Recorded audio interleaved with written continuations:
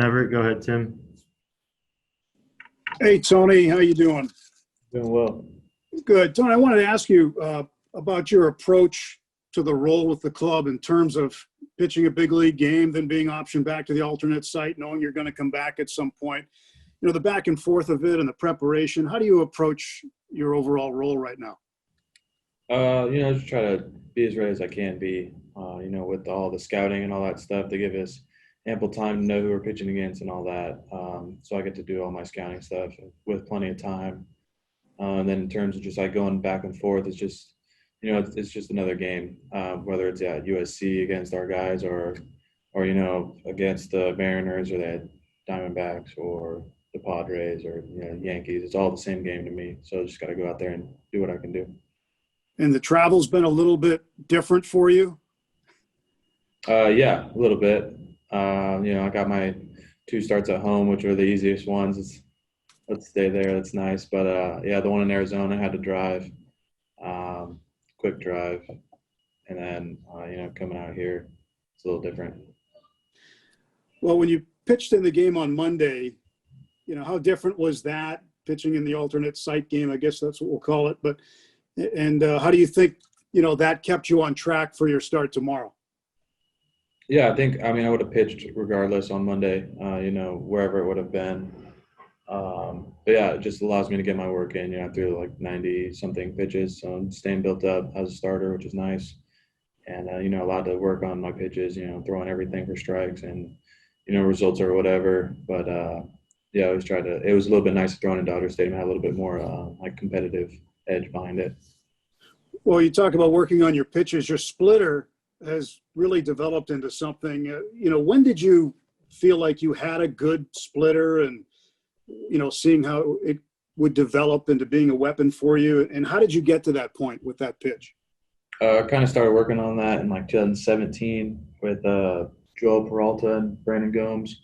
They kind of were like tag teamed it. Gomes kind of pushed me off to Peralta, and then Peralta kind of showed me the ropes behind it. And then 17, it really was not very good, I would say. 18, it was a little better, got good results with it. 19, it took a little step backwards. And then this year, really been putting in a lot of work in spring training and then during the quarantine time to really kind of hone in on how I wanted to move and the grip and what the emphasis is behind it.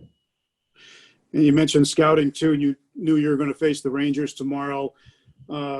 As you've prepped for tomorrow and done the scouting, how do you think you need to navigate the Rangers lineup? Yeah, I think it's just throwing a lot of strikes, getting some early outs will be very helpful.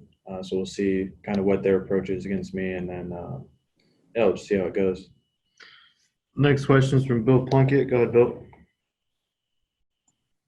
Tony, you mentioned the travel was different. How did you get to Texas? Took a flight. Commercial flight? No. Yeah, I was able to fly with the team out here, so it definitely was a little safer corona-wise. So I'm fortunate for that. But yeah. With the splitter, there are some teams that discourage their young pitchers from throwing those because they believe it can lead to arm injuries. Have you ever had that discussion with anyone in the organization? I've never had that discussion, honestly. Have you read anything like that? No concerns? I heard about that a little bit in college, but I don't know. I feel like we do enough arm care stuff and, with our lifting and our strength and our medical staffs, I think we're putting in a good program to, get ahead of that. Thanks. Next question is from Ken Gurnick. Go ahead, Ken.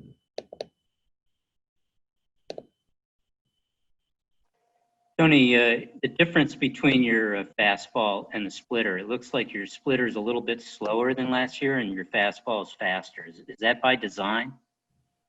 Yeah, I'm definitely trying to throw fastball as hard as I can. Any velo above what it was last year is great. The splitter, I think, is just a byproduct of the grip coming together and how it just worked this year and the kind of the adjustments that we've made with it. Is there an explanation for the added fastball velocity? I wouldn't say there's an explanation for it. Just kind of feeling more comfortable and doing a lot of delivery work in spring training. And just kind of overall feeling better. Thanks. Next question is from Carrie Osborne. Go ahead, Carrie. Tony, that four-seamer has been really outstanding. I'm just curious how that pitch has evolved. What was it like at St. Mary's, and what have the Dodgers done to help really develop that pitch? The four-seamer? Yeah. Well, in college, I thought I threw sinkers. So we found out quickly in 2016 that that was not the case. So then just kind of switched up to a four-seam grip and just, kind of got more comfortable with trying to like pitch at the top of the zone or just use it more effectively. It just seems like when you're out there, just seems like this good comfort level that you have on a major league mound. Can you describe your comfort level now compared to, last year? Yeah, I mean, it's way more comfortable. The team, they've gotten to know me a little bit. So just the comfortability around all of them and the openness of like who I am as a person outside of baseball is a lot better, I would say, which just adds to the on-field comfortability and trust that everyone's kind of gotten to know me and all that stuff. Thanks, Tony. Yeah. Next question is from Jack Harris. Go ahead, Jack. Hey Tony, going back to that splitter, when you added that, what was the reason that Joe and Brandon liked that pitch for you in particular? I was in like a changeup camp in 2016, just to try to figure something out with it, and that was a traditional changeup in 16, and then 17, Peralta came around, and we kind of just said, hey, why don't we just give this a shot? We're trying to add a little bit more movement since I don't really slow it down that much, although it's slower this year, which is great. But there wasn't really necessarily a driving force behind it. It was more of just like, hey, why don't you give this a shot since we're still kind of searching for it. Just kind of big picture, how differently do you think about pitching and mechanics and just sort of like your stuff now than you did when you were a guy coming out of college or early in your pro career? How much is that side of your game developed? It's developed a lot, I would say. I mean, in college I hit and pitched, but primarily I was a hitter.